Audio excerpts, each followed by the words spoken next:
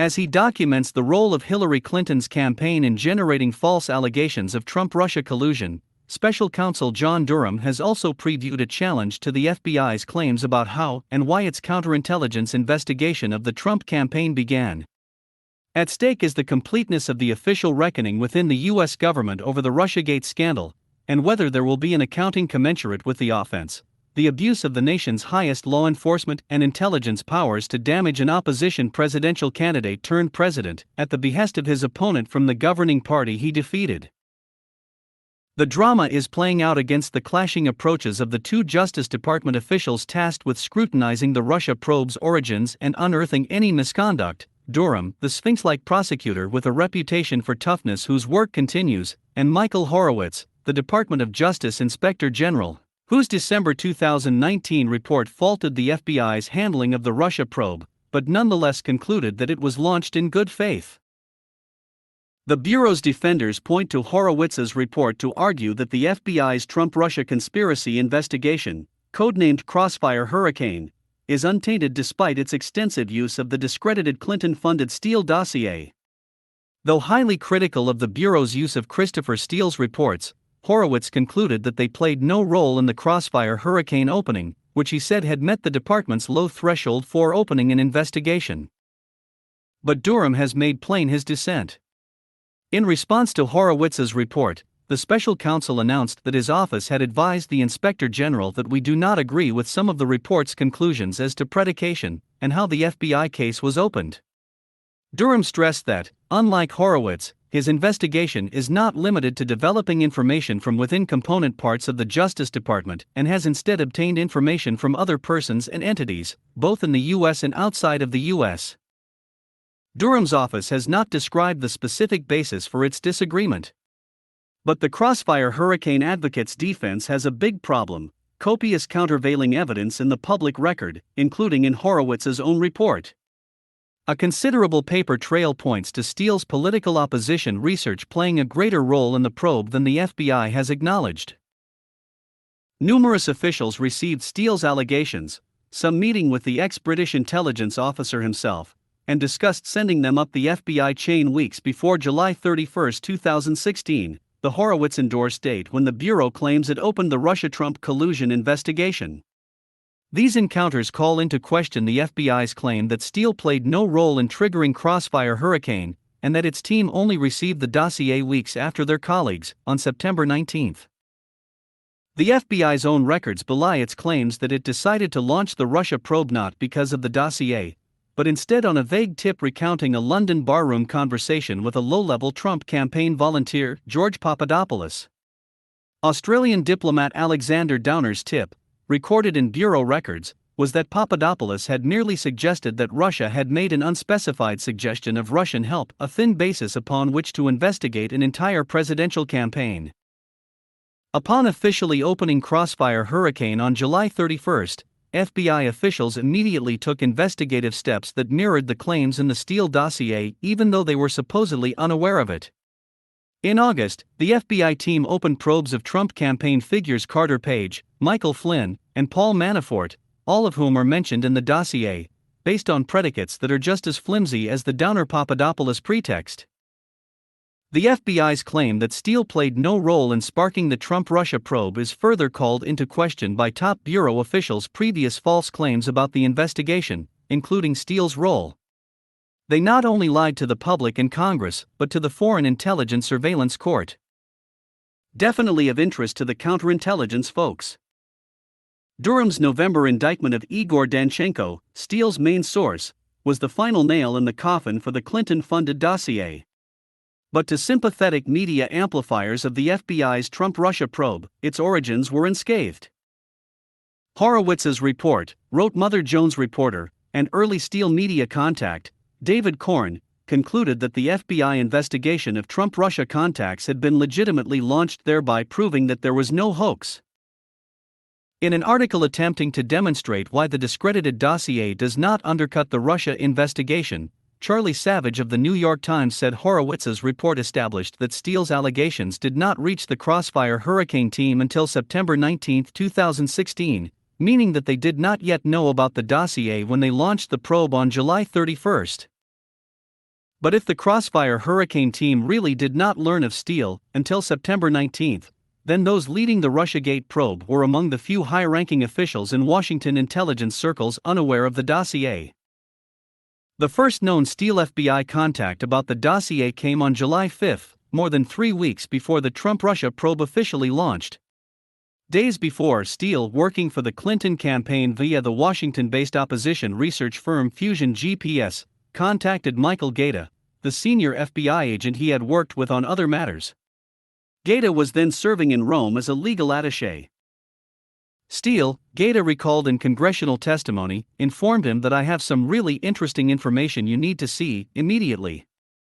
Gaeta jumped at the chance. I said, "All right, I will be up there tomorrow," and immediately caught a flight to London. At Steele's office on that early summer day, the former British spy briefed his eager FBI handler on the Trump-Russia conspiracy theories he had generated and handed over a copy of his first intelligence report. Steele's allegations did not stay in London, as Gaeta quickly shared them with FBI colleagues.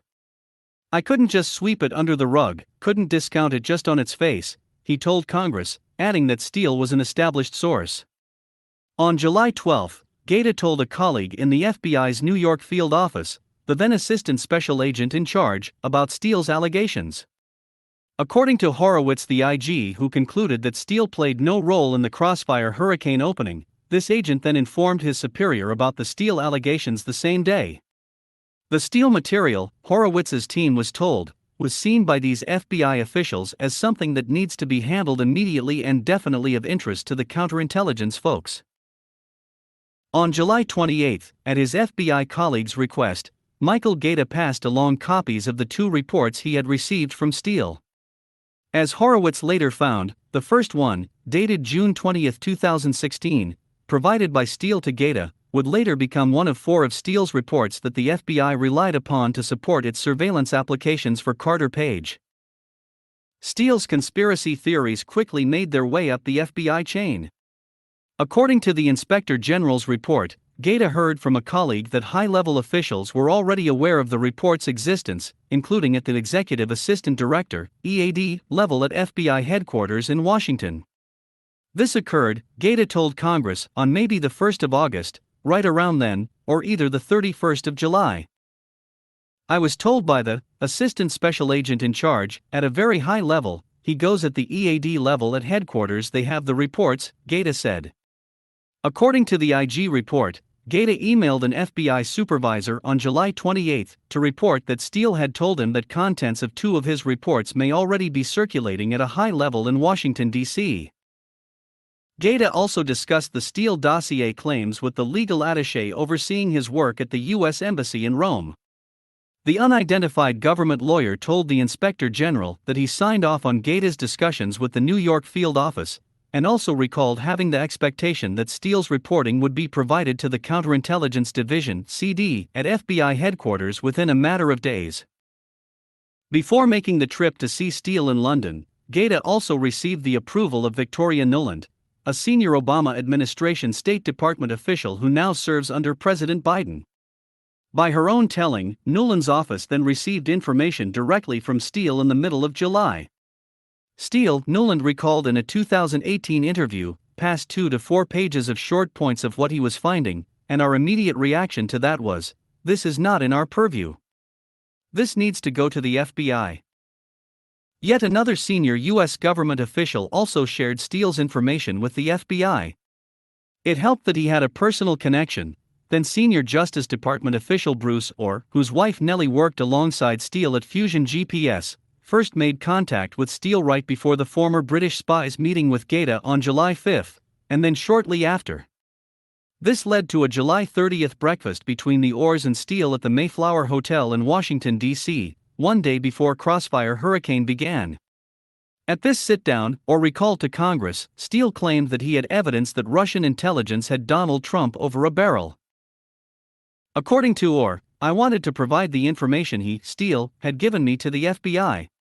He immediately reached out to Andrew McCabe, the then deputy director of the FBI. I went to his office to provide the information, and Lisa Page was there," Orr recalled, referring to the FBI attorney who exchanged anti-Trump text messages with Strzok while both worked on the Trump-Russia probe. So I provided the information to them. When exactly this pivotal meeting occurred has never been resolved, and all involved have a fuzzy recollection. The transcript of Orr's August 2018 House testimony shows him responding yes to a question placing his meeting with McCabe and Page on July 30, the same day he met Steele, and one day before the Trump-Russia probe officially began. Yet earlier in the deposition, Orr guessed that he in fact met with McCabe and Page in August. When he spoke to the DOJ Inspector General, Orr did not recall exactly when he contacted McCabe. Despite that testimony, Horowitz instead relied on an entry in Orr's calendar to determine the meeting did not take place until October 18. McCabe, who was forced to resign from the department for lying about his contacts with the media, said he believes the meeting occurred in fall 2016 and did not remember Orr calling him to set up the meeting or how it came to be scheduled. Suggested. Some kind of suggestion. According to the official narrative, while top-ranking FBI officials shared and discussed the Steele dossier with everyone but Crossfire Hurricane team members, the Counterintelligence Division decided to investigate the Trump's campaign's potential ties to Russia on July 31 based on an unrelated tip from Alexander Downer, the Australian diplomat. At a London bar in May, campaign volunteer George Papadopoulos reportedly told Downer that Russia had offered to help the Trump campaign by anonymously releasing information damaging to Hillary Clinton and Barack Obama. Although there was no evidence that the Trump campaign had pursued, received, or used this undefined material, FBI officials deemed this rumor sufficient grounds to investigate the campaign for potential involvement in Russia's alleged theft of DNC emails published by WikiLeaks. In other words, Peter Strzok, the senior FBI counterintelligence agent who opened the Trump-Russia probe, wrote in his memoir, Papadopoulos had somehow learned about the hacking operation before the public did, and had advanced knowledge of the Russian plan to use that information to hurt Clinton's campaign. Even the FBI hadn't known about it at that time. But when the Australian tip that reached the FBI in July 2016 was finally disclosed to the public in December 2019, Papadopoulos' supposed advanced knowledge about Russia's alleged hacking operation turned out to be non-existent. The FBI's tip from Downer contained no mention of the DNC hacking, a Russian interference campaign, or even the stolen emails handed to WikiLeaks. Nor did they even have any trace to suggest that a Russian intermediary had made an overture. Instead, according to the FBI Electronic Communication (EC) that opened the Trump-Russia probe, the FBI only heard that Papadopoulos, in his conversation with Downer, suggested that the Trump team had received some kind of suggestion from Russia, emphasis added, that it could assist the Trump campaign with the anonymous release of information during the campaign that would be damaging to Mrs. Clinton and President Obama. The FBI document acknowledged that the nature of the suggestion was unclear and that the possible Russian help could entail material acquired publicly, in other words, not emails hacked from the DNC which, as Horowitz noted, were not mentioned in the EC. The FBI also acknowledged that it had no evidence concerning the Trump camp's receptivity to the suggestion. It was unclear how Mr. Trump's team reacted to the offer, the EC stated, and that Russia could act with or without Mr. Trump's cooperation. Although Papadopoulos' October 2017 guilty plea with the Mueller team suggested that he had told Downer about thousands of emails obtained by Russia, Downer later stated that the Trump campaign volunteer had made no mention of any stolen emails, in fact didn't say what it was that Russia had on offer. In other words, what Strzok wrote in his own book was untrue. Because Downer's tip was so thin, the FBI's predicate was not only vague or even exculpatory, but also contained no indication that some kind of suggestion actually came from the Russian government, or a Russian national or anyone for that matter. When it opened the probe, the FBI did not even know that the purported suggestion to Papadopoulos came from his conversation with Joseph Mifsud, a Maltese academic. For his part, Mifsud has denied making any suggestion of Russian help to Papadopoulos at all. To accept that the FBI's decision to open the Trump-Russia investigation was well-founded, one has to stipulate that the nation's premier law enforcement agency decided to investigate a presidential campaign, and then a president, based on a low-level volunteer having suggested, during a barroom chat, some kind of suggestion from Russia that contained no mention of the alleged Russian hacking or stolen emails that the Trump campaign was supposedly conspiring over. One would also have to accept that the Bureau was not influenced by the far more detailed claims of direct Trump-Russia connections, an alleged conspiracy that would form the heart of the investigation, advanced in the widely circulating Steele dossier. An insufficient basis for the probe's supposed predicate. Adding to the questions surrounding the FBI's basis for opening a Trump-Russia counterintelligence probe is that, upon doing so, the Crossfire Hurricane team didn't bother to contact the campaign volunteer whose vague suggestion supposedly triggered it. Instead, the FBI expanded the probe to multiple other figures in the Trump orbit. Although no intelligence connected them to Downer's vague tip, all three shared the distinction of being named as Russia conspirators or assets in the Steele dossier.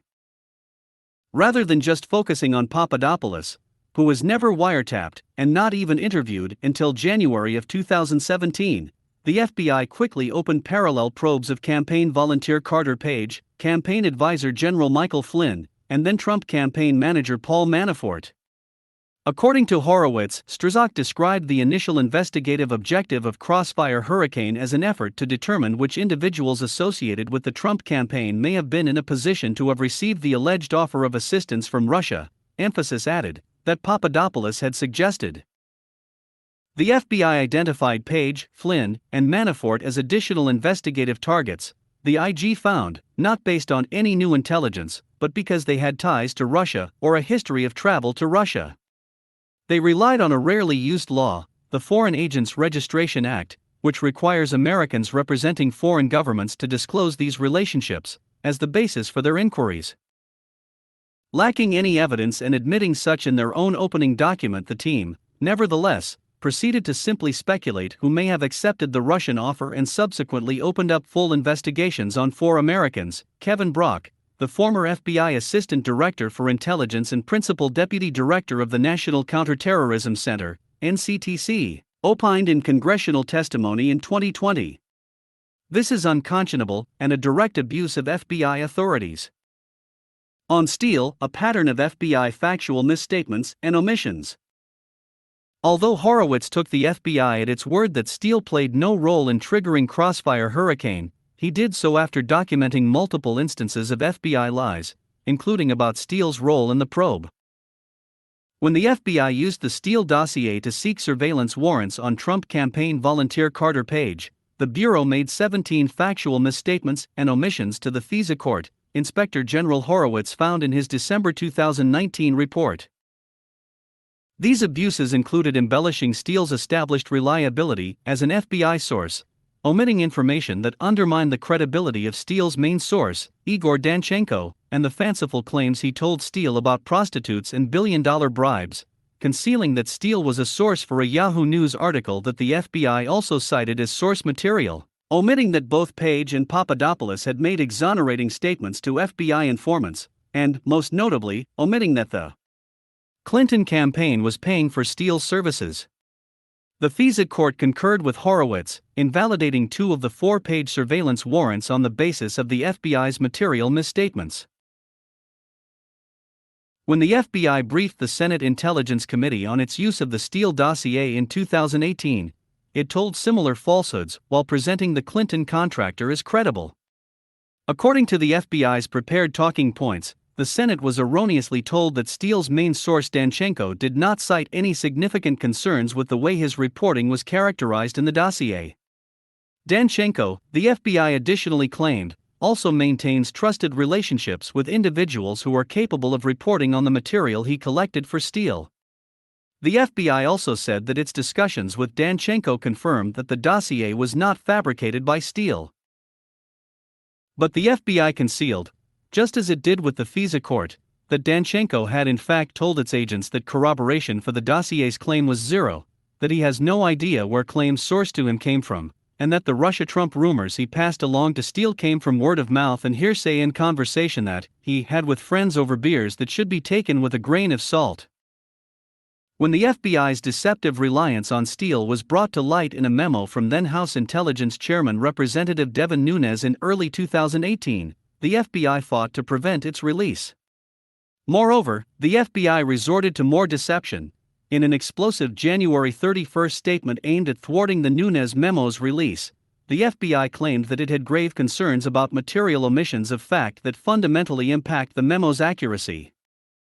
The FBI's tactic failed, and the memo was released 2 days later.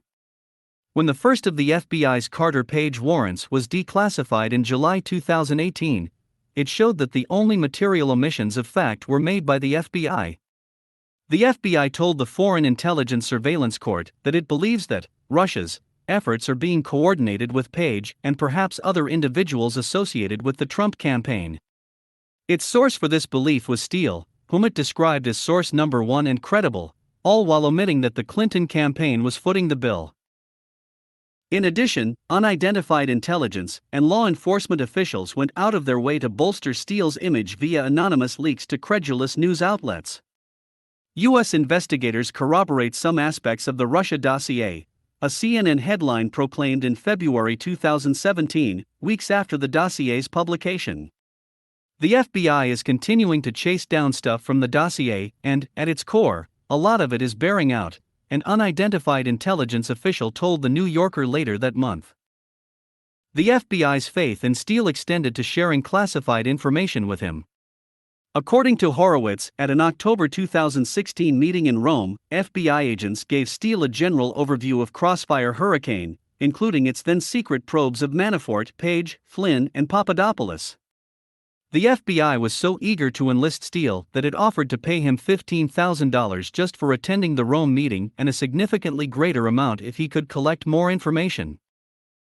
This early FBI enthusiasm for Steele, and lengthy record of lying about it, is hard to square with the Bureau's subsequent claims that he only played a minor role.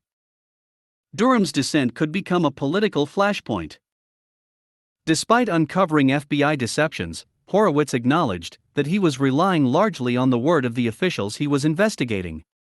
"We did not find information in FBI or Department ECs, electronic communications, emails, or other documents, or through witness testimony, indicating that any information other than the friendly foreign government information, Australia's tip from Downer, was relied upon to predicate the opening of the Crossfire Hurricane investigation," his report states. As his dissenting statement made clear, Durham is not limited to one department nor to its employees' voluntary testimony. Durham's grand juries have already yielded indictments of 2 Clinton campaign-tied operatives for deceptive attempts to influence the FBI's Trump-Russia probe.